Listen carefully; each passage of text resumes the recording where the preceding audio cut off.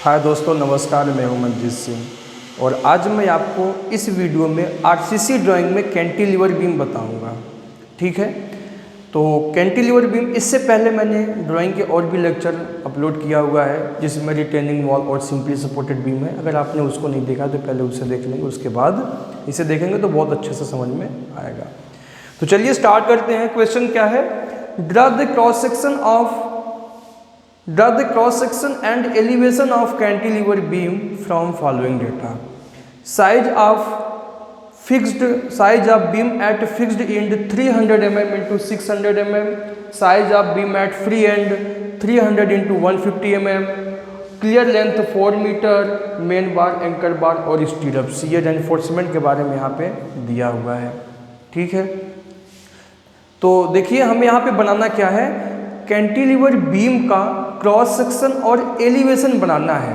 Cross section क्या होता है कि जो बीम है उसके लॉन्गिट्यूडिनल, यानी ये जो पूरा लेंथ है इसके परपेंडिकुलर अगर इसको काट दिया जाए और साइड व्यू से देखने पे जो व्यू दिखेगा उसे बोलते हैं क्रॉस सेक्शन। तो हमें यानी इस बीम का साइड व्यू बनाना है सेक्शन का काट करके उसे, और फ्रंट व्यू बनाना है। फ्रंट व्यू में भी हम बीम को काट देंगे और सामने से जो आपको दिखाई देगा उसे एलिवेशन कहते हैं और उसी को हमें बनाना है। तो कैंटिलीवर बीम क्या होता है? एक ऐसा बीम जिसका एक सपोर्ट यानी जिसका एक एंड फिक्स्ड होता है और जो दूसरा वाला एंड है वो फ्री होता है, उसे कैंटिलीवर बीम कहते हैं। और अगर इसके बारे में और आपको ज़्यादा जानकारी लेना है, इसके बारे में थ्योरी डिस्कस अगर आपको करना है तो आप जो है आरसीसी का जो मैंने डिज़ाइन का लेक्चर डाला हुआ है कैंटिलीवर बीम में, आप उसको देख लेंगे। इससे रिलेटेड जो भी थ्योरी है वहाँ आपका कॉन्सेप्ट वहाँ से क्लियर हो जाएगा। ठीक है, तो चलिए हम स्टार्ट करते हैं। सबसे पहले हम स्टार्ट क्या करेंगे, क्लियर लेंथ निकालेंगे। क्लियर लेंथ दिया गया है, इफेक्टिव लेंथ निकालेंगे। सबसे पहला स्टेप हमारा यहीं से स्टार्ट होता है। इफेक्टिव लेंथ का फॉर्मूला होता है clear length plus width of support by 2। ठीक है, सिंपली सपोर्टेड बीम में इफेक्टिव लेंथ का फॉर्मूला क्या हो, मैंने आपको बताया हुआ था वहां पे clear length plus width of support, वहां पे बाई 2 नहीं करते हैं। कैंटिलीवर बीम में बाई 2 कर देते हैं। क्यों करते हैं? क्योंकि सिंपली सपोर्टेड बीम में 2 सपोर्ट यूज किया जाता है और कैंटिलीवर बीम में केवल एक तरफ ही सपोर्ट होता है, इसलिए हम यहाँ पे बाई 2 कर देते हैं। तो देखिए क्लियर लेंथ दिया गया है 4 metre plus width of support अगर क्वेश्चन में नहीं दिया गया है तो हम 0.3 मीटर मान लेंगे, यानी 300 mm या 30 सेंटीमीटर कह सकते हैं। तो 0.3 हम अपने से एज्यूम कर लेंगे बाई 2, ये हो जाएगा 4.15 मीटर। ये 4.15 मीटर आपका इफेक्टिव लेंथ ऑफ बीम हो गया। अब हम स्केल में चेंज करेंगे। स्केल आप अपने से मान लेंगे ड्राइंग के अकॉर्डिंग, आपके पास जो भी एरिया है उसके अकॉर्डिंग। तो मैं समझता हूँ कि 130 में आपके ड्राइंग शीट पे बहुत अच्छा बन जाएगा। 120 में भी बन सकता है बहुत अच्छा, 120 या 30 के बीच में आप बना लेंगे तो काफ़ी अच्छा कैंटिलीवर बीम का आपका वो बन जाएगा। तो देखिए ये बीम है आपका। अगर हम सबसे पहले एलिवेशन बनाते हैं तो सामने से आप देखोगे तो क्या आपको दिखाई देगा, एक तो टोटल लेंथ आपको बीम का दिखाई देगा और दूसरा बीम का डेप्थ दिखाई देगा। यानी एलिवेशन में लेंथ और डेप्थ दो ही चीज़ दिखेगा, उसका ब्रेड्थ नहीं दिखेगा। ब्रेड्थ क्रॉस सेक्शन में दिखाई देता है। तो 4.15 मीटर को आप स्केल में चेंज करेंगे तो कितना हो जाएगा? तो स्केल में चेंज करने के लिए आप हमेशा जो एक्चुअल डिस्टेंस या लेंथ होता है उसे सेंटीमीटर में बनाएंगे। सेंटीमीटर में बनाने के बाद जो आपने स्केल लिया है 120, उस 20 से डिवाइड करना है। यानी हर एक एक्चुअल लेंथ में आपको 20 से डिवाइड करना ही करना है। तो 415 सेंटीमीटर डिवाइड बाई 20 हो गया ये 20.75। तो आप क्या काम करेंगे कि 20.75 लंबी लाइन खींचेंगे।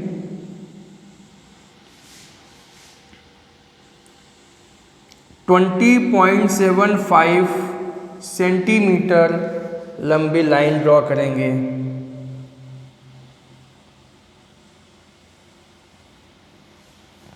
ठीक है, अब देखिए size of beam at fixed end पे जो डेप्थ है वो 600 mm है और फ्री एंड पे डेप्थ है वो 150 mm है।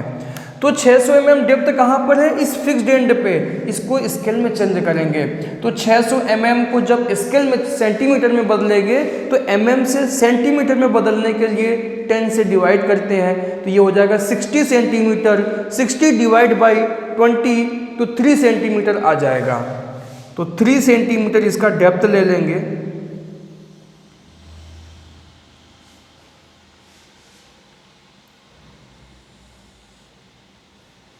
ये हो गया।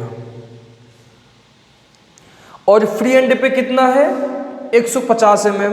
तो 150 mm को भी स्केल में चेंज करेंगे तो पहले mm में बनाएंगे तो 15 सेंटीमीटर। 15 सेंटीमीटर डिवाइड बाई 20 करेंगे तो 0.75 आ जाएगा, यानी 7.5 mm आएगा।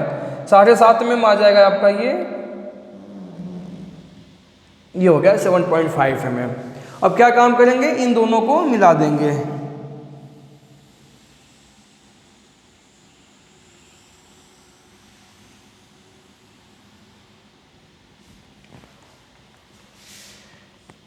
ये लेंथ है आपका 150 mm और ये डिस्टेंस है 600 mm।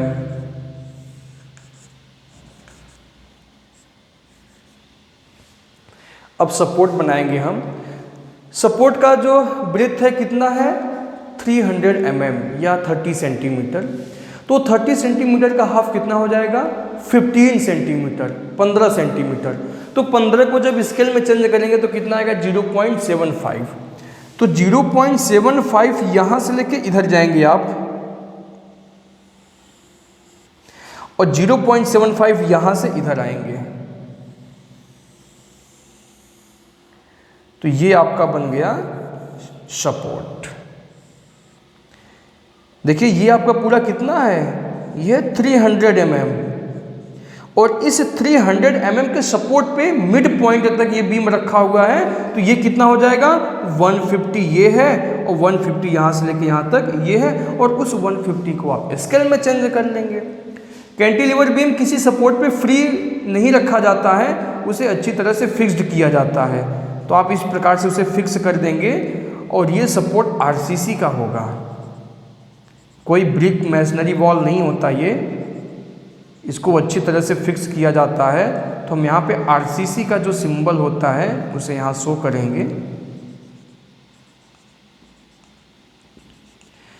सिंपली सपोर्टेड बीम तो आपका हो सकता है किसी सपोर्ट पे या ब्रिक वॉल पे रखा गया हो, लेकिन कैंटिलीवर बीम किसी ब्रिक वॉल पे रखी नहीं जाती है। ये हमेशा कॉलम में फिक्स कर देते हैं या अलग से कोई फिक्स सपोर्ट होना चाहिए इसके लिए, जो कि आरसीसी में ही करते हैं। तो जब भी आप कैंटिलीवर बीम बनाएंगे तो वहाँ पे आरसीसी का सिंबल इस सपोर्ट में ज़रूर बना देंगे।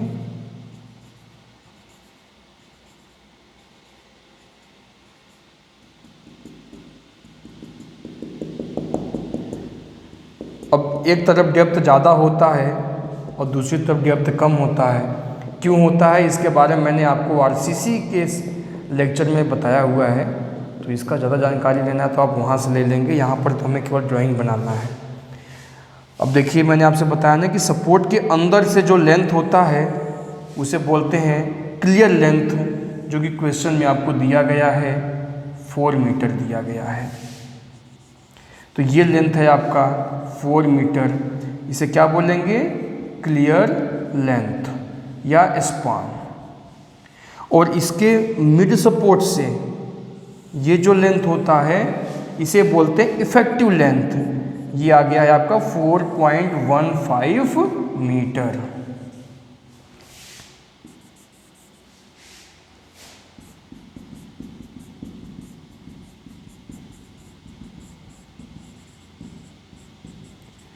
ठीक है, तो इस प्रकार आपका जो स्ट्रक्चर है बीम का फ्रेम है वो कंप्लीट हो गया। अब हमें रेनफोर्समेंट प्रोवाइड करना है। तो यहाँ पर देखिए 3 प्रकार का रेनफोर्समेंट दिया जाता है। एक है आपका main bar, second anchor bar and third स्टीरअप्स। अब देखिए मेन बार और एंकर बार जो होता है ये सिंपली सपोर्टेड बीम से जस्ट अपोजिट होता है। सिंपली सपोर्टेड बीम में क्या होता है कि न्यूट्रल एक्सिस के जो नीचे का एरिया होता है वो टेंसाइल एरिया और न्यूट्रल एक्सिस के ऊपर का एरिया होता है वो कंप्रेसिव एरिया होता है। तो टेंसाइल एरिया में हम मेन बार प्रोवाइड करते हैं और कंप्रेसिव एरिया में एंकर बार प्रोवाइड करते हैं। लेकिन कैंटिलीवर बीम में क्या होता है कि न्यूट्रल एक्सिस के जो नीचे का एरिया होता है वो कंप्रेसिव एरिया हो जाता है और न्यूट्रल एक्सिस के जो ऊपर का एरिया होता है वो टेंसाइल एरिया होता है।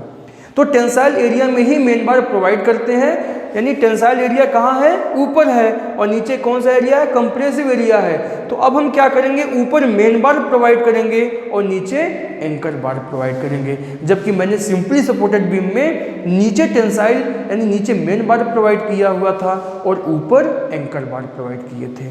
तो ये आपको ध्यान देना है, दोनों बीम में यही डिफरेंट है। तो मेन बार 16 mm डाया का 5 नंबर डाला गया है, तो सामने से आपको एक ही नंबर दिखाई देगा, एक ही बार दिखेगा। इसके पीछे बाकी के 4 मेन बार और यूज किए गए होंगे। कवर आप ले लेंगे अपने से, कवर के लिए कल मैंने आपको बताया हुआ था। बॉटम और टॉप कवर का जो फॉर्मूला होता है वो 25 mm या डाया ऑफ मेन बार इनमें जो मैक्सिमम होता है उससे कम नहीं होना चाहिए, और जो एंड कवर होता है 25 mm plus 2 into dia of main bar, यानी 25 mm और 2 into dia of main bar, इन दोनों में जो मैक्सिमम वैल्यू होगा उससे कम नहीं होना चाहिए कवर आपका। कल इससे पहले वाले लेक्चर में मैंने उसके बारे में आपको बता दिया था। तो यहाँ का जो कवर होगा कितना लेके चलेंगे, 25 mm या डाया ऑफ मेन बार, उन दोनों में जो मैक्सिमम होगा उससे कभी कम नहीं होना चाहिए। तो 25 mm और डाया मेन ऑफ बार कितना है, 16 mm, तो इनमें दोनों मैक्सिमम क्या है, 25 mm है, तो 25 mm से कम नहीं होना चाहिए। ठीक है, तो आप 25 mm ही ले सकते हैं। यहाँ पर क्वेश्चन में अगर नहीं दिया है तो आप अपने से मान लिया करो, कवर आपका कितना हो गया, 25 mm। और यह एंड कवर, ये एंड कवर कितना लेके चलेंगे आप, मैंने आपको बताया कि डाया ऑफ मेन बार कितना 25 mm और 2 इंटू डाया 25 mm और 2 into dia of main bar, इन दोनों में जो मैक्सिमम होगा। तो 2 इंटू डाया मेन बार कितना हो जाएगा, 2 इंटू 16 यानी 32 mm। तो 25 और 32 में क्या मैक्सिमम है, 32 mm है, तो 32 mm आप कवर लेकर के चल सकते हैं। ये मैंने आपको बेसिकली जानकारी के लिए बता दिया। वैसे यहाँ पर आप 1 या 2 mm अपने से ही कर दिया करो, क्योंकि क्वेश्चन में नहीं दिया गया है। कवर कुछ भी हो सकता है आपका, ठीक है। तो कवर आप 1-1.5 mm अपने से ले लेंगे, और बाकी नियम क्या है वो मैंने आपको बता दिया। फिर से वैसे मैं यहाँ पे लिख दे रहा हूँ क्या लेके चलते हैं। टॉप और बॉटम पे जो कवर होता है, कवर कैसे निकालेंगे, 25 mm या डाया ऑफ मेन बार, दोनों में जो सबसे मैक्सिमम होगा, जो ग्रेटर वैल्यू होगा वो लेके चलेंगे। और एंड कवर कितना लेके चलते हैं, एंड कवर का फॉर्मूला होता है 25 mm या 2 into dia of main bar, इन दोनों में जो सबसे मैक्सिमम होगा, जो ग्रेटर वैल्यू होगा, उससे कभी भी कम नहीं होना चाहिए। तो देखिए, अगर हम यहाँ के कवर की बात करें तो 25 mm या डाया ऑफ मेन बार, तो डाया ऑफ मेन बार कितना है, 16 mm का है, तो 16 और 25 में क्या मैक्सिमम है, 25 mm, तो 25 mm यहाँ का कवर हो जाएगा। एंड कवर की बात करें यहाँ दोनों स्थानों पे, तो क्या हो जाएगा, 25 mm या 2 into dia of main bar, तो 2 इंटू 16 तो 32 हो जाएगा। 32 और 25 में क्या ज़्यादा है, 32 mm, तो 32 mm कवर आप यहाँ पर लेकर के चलेंगे। तो ये छोटी मोटी बातें ये आपको मालूम होना चाहिए, कभी भी कॉम्पिटिटिव एग्जाम में भी ये सब क्वेश्चन पूछ सकता है। तो ये आपका मेन बार हो गया। मेन बार को आप लिख देंगे, हमेशा कैपिटल लेटर में लिखेंगे, main bar 16 mm dia and 5 numbers. ठीक है, एक बात मैं आपको और बता दूं, बहुत अच्छा क्वेश्चन जो कि कॉम्पिटिटिव एग्जाम में पूछता है। ये जो मैंने लेंथ लिया हुआ है, ये लेंथ कितना होना चाहिए? ये लेंथ इस सपोर्ट के पास से आप देखेंगे, यहाँ से लेके यहाँ तक,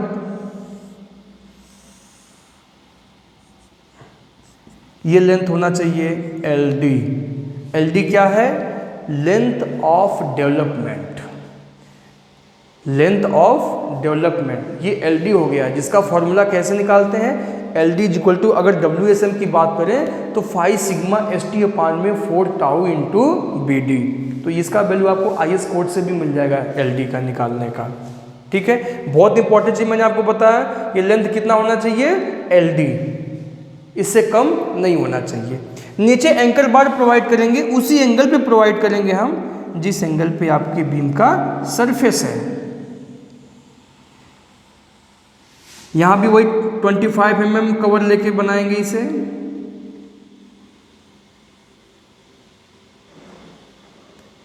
यहां पे हुक प्रोवाइड कर देंगे।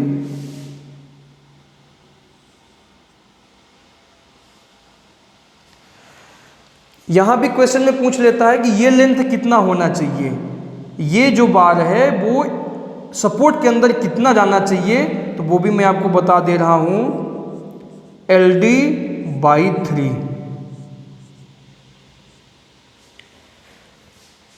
तो यहां से आपको दो क्वेश्चन मिला, एक LD और दूसरा LD/3।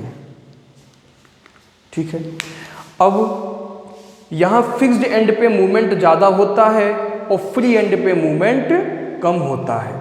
तो ये जो मेन बार है, जरूरी नहीं है कि आप पूरे लेंथ में 5 बार प्रोवाइड किए हुए हो तो 5 के 5 बार पूरे लेंथ में प्रोवाइड करो, ऐसा नहीं है। आप 50% मेन बार को कम कर सकते हैं। आप यहाँ पर जो है आपका बार वो 100% यूज होना चाहिए और फ्री एंड पे आप चाहो तो 25% कम कर सकते हैं। तो वहाँ से आप स्टील बार को बचा सकते हैं, यानी इकोनॉमिकल आप कर सकते हैं, उसे बचा कर सकते हैं, क्योंकि ज़्यादा वेस्टेज नहीं करना चाहिए। तो यहाँ पर एक बहुत अच्छा क्वेश्चन आता है कि फिक्स सपोर्ट से कितने डिस्टेंस पे 50% मेन बार आप कम कर सकते हैं। तो मैं आपको बता दूं, बहुत ही अच्छा क्वेश्चन है ये, कि कितने डिस्टेंस पे हमें उसे 50% कम कर देना चाहिए। ठीक है, तो उसको भी मैं अभी बता दे रहा हूं। इसके लिए और उससे पहले तब तक हम लोग इसका क्रॉस सेक्शन बनाते हुए स्टीरअप्स बनाते हैं, फिर वो क्वेश्चन मैं भी आपको बताऊंगा। चलिए स्टीरअप्स प्रोवाइड करते हैं, ये भी लिख लीजिए।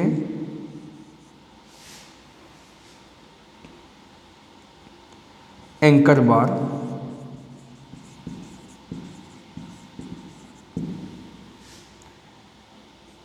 Twelve mm dia, 2 numbers. Stirrups देखिए 8 mm का स्टीरअप्स यूज किया गया है, 300 mm सेंटर टू सेंटर। तो 300 mm के दूरी पे स्टीरअप्स प्रोवाइड किया गया है। तो इस 300 mm को आप स्केल में चेंज करेंगे तो 30 सेंटीमीटर डिवाइड बाई 20 1.5 सेंटीमीटर आएगा। तो 1.5 सेंटीमीटर के डिस्टेंस पे आप स्टीरअप्स प्रोवाइड करेंगे।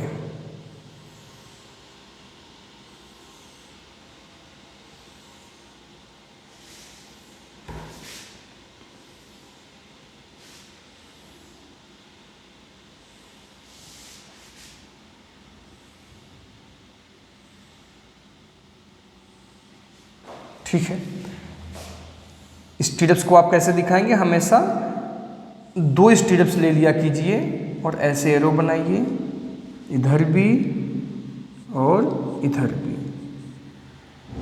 और लिखेंगे स्टीरअप्स 8 mm डाया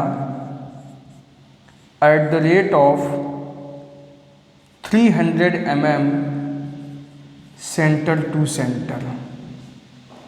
यानी 300 mm के, ये जो सेंटर टू सेंटर का मतलब होता है कि वो जो स्टीरअप्स है, जितने भी स्टीरअप्स प्रोवाइड किए गए हैं, वो स्टीरअप्स के सेंटर से उनके बीच का डिस्टेंस कितना है? 300 mm है। तो इस प्रकार आपका ये एलिवेशन कंप्लीट हुआ। एलिवेशन आपका कंप्लीट हो गया। अब हम लोग बनाएंगे क्रॉस सेक्शन। तो जब भी आप क्रॉस सेक्शन बनाएंगे ना, तो हमेशा दो क्रॉस सेक्शन बनाना चाहिए। एक तो फिक्स्ड एंड पे बनाएंगे और दूसरा कहीं न कहीं एक इसका सेक्शन लाइन खींच देंगे आप वहाँ पे, क्योंकि बीटी यूपी के सिलेबस में हमेशा दो ही सेक्शन पूछता है। एक फिक्स्ड एंड पे क्रॉस सेक्शन पूछेगा और दूसरा एक सेक्शन लाइन अपने से आप यहाँ पे ड्रॉ करके उसे यहाँ पे शो करेंगे। ठीक है, तो चलिए फिक्स्ड एंड पे कैसे बनाएंगे। साइज कितना है 300 mm इंटू 600 mm, तो 300 को स्केल में चेंज कर लेना है आप, 1.5 आ जाएगा। तो ये है 1.5, बट हम लिखेंगे कितना 300।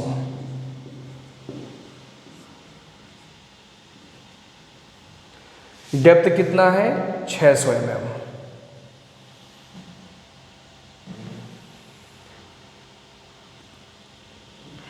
हमेशा ध्यान देना, आप इसका क्रॉस सेक्शन साइड में बनाएंगे, कभी भी इस बीम के नीचे या ऊपर नहीं बनाएंगे, हमेशा जस्ट बगल में बनाएंगे। आपके जो एलिवेशन का टॉप है और बॉटम है, क्रॉस सेक्शन के टॉप और बॉटम के लेवल पे ही होना चाहिए, यानी इसके जस्ट सामने आपका ये होना चाहिए। और ये डेप्थ कहाँ पे है, इसके सामने होना चाहिए। आप इसे ऊपर नीचे नहीं बनाएंगे क्योंकि आप इसका साइड व्यू बना रहे हैं। ठीक है, और ये कितना हो गया 600 mm।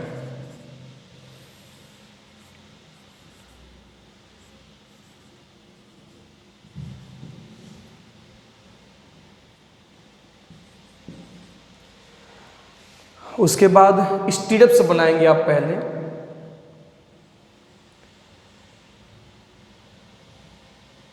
ट्वेंटी 25 mm का कवर दिया हुआ है आपने।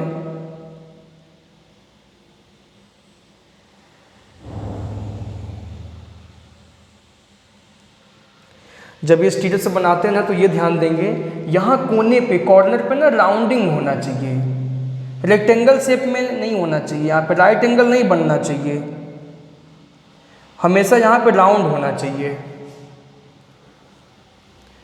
तो एक मेन बार यहाँ पे हो गया, दूसरा यहाँ पे हो गया, तीसरा हो गया, चौथा हो गया, पांचवा। सेम डिस्टेंस पे आप इसे दिखा देंगे। और नीचे कितने हैं 2, एक यहाँ पर है और एक यहाँ पे है। ठीक है, इनका नाम लिख सकते हैं आप। ये है एंकर बार दोनों,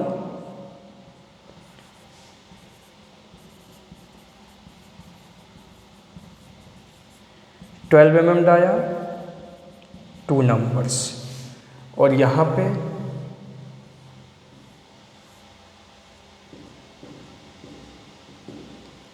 main bar 16 mm dia, 5 numbers. ठीक है, तो ये क्रॉस सेक्शन इसका कंप्लीट हो गया आपका। अब हम एक सेक्शन लाइन अपने से ड्रॉ करेंगे और उसका बनाएंगे। तो कैसे करेंगे, कहीं भी सेक्शन लाइन आप अपने से खींच लेंगे। यहाँ पे चलिए हमने खींच दिया, एक्स एक्सिस हो गया, यहाँ पर हमें बनाना है। तो कैसे बनाएंगे इसे देखिए। तो पहले तो हम पूरा ऐसे बना लेंगे 300 बाई 600 में करके।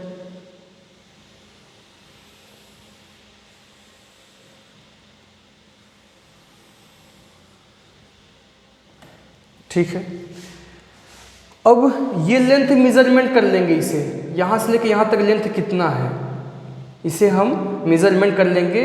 और इसके या तो आप स्केल को सामने रखेंगे ऐसे, और जहाँ पे आएगा वहाँ से लाइन खींच देंगे। ठीक है, ये लेंथ आप मेजरमेंट कर लेंगे। अब ये एक्चुअल लेंथ कैसे निकालेंगे कि यहाँ का एक्चुअल लेंथ कितना है। देखिए, जो भी यहाँ पर हम लेंथ ड्रॉ किए हैं वो एक्चुअल लेंथ तो होता नहीं है, एक्चुअल लेंथ हम शो करते हैं। तो मैं क्या करता हूँ कि एक्चुअल लेंथ को स्केल में कन्वर्ट करके यहाँ पे ड्रॉ करता हूँ, लेकिन ये पहले से ड्रॉ है तो इसका हम एक्चुअल लेंथ निकालेंगे। तो कैसे निकालेंगे, ये लेंथ मेजरमेंट कर लेंगे और उसमें 20 का मल्टीप्लाई करेंगे। देखिए, एक्चुअल लेंथ से स्केल में चेंज करते हैं जब हम, तो 20 से डिवाइड करते हैं, लेकिन जब हम ऑलरेडी स्केल में जो कन्वर्ट है उससे जब एक्चुअल लेंथ में चेंज करते हैं तो 20 से मल्टीप्लाई करते हैं। तो मान लीजिए जैसे आपने इसको मेजरमेंट किया और आ गया वो, मान लो अगर आपका आ जाता है वो 2 सेंटीमीटर आ गया, सपोज दैट कितना आ गया, 2 सेंटीमीटर आ गया। यहाँ आपने उसको नाप लिया, 2 सेंटीमीटर आ गया, तो 2 सेंटीमीटर को आप एक्चुअल लेंथ में कन्वर्ट करेंगे तो क्या आ जाएगा, 2 × 20, तो ये आ जाएगा 40 सेंटीमीटर। कितना आ जाएगा, 40 सेंटीमीटर, या उसे आप कह सकते हैं 400 mm। तो ये 400 mm आ गया। ये एक्चुअल लेंथ आपको शो करना होगा। कैसे मैंने निकाला इसे, यहाँ से लेके यहाँ तक का लेंथ मेजरमेंट कर लेंगे और उसमें 20 का मल्टीप्लाई कर देंगे, जो लेंथ आएगा वो लेंथ आप यहाँ पे शो करेंगे। अब आपका ये हो गया स्टीरअप्स, केवल यहीं तक बनाएंगे हम, इसके नीचे नहीं बनाएंगे क्योंकि इसके नीचे है ही नहीं बीम। एक मेन बार, 2, 3, 4, 5, नीचे आपका 1, 2, ठीक है। अब यहाँ पे क्या करेंगे, यहाँ पे आप ऐसे ऐसे लाइन कर दिया कीजिए, लाइन ड्रॉ कर दिया करेंगे।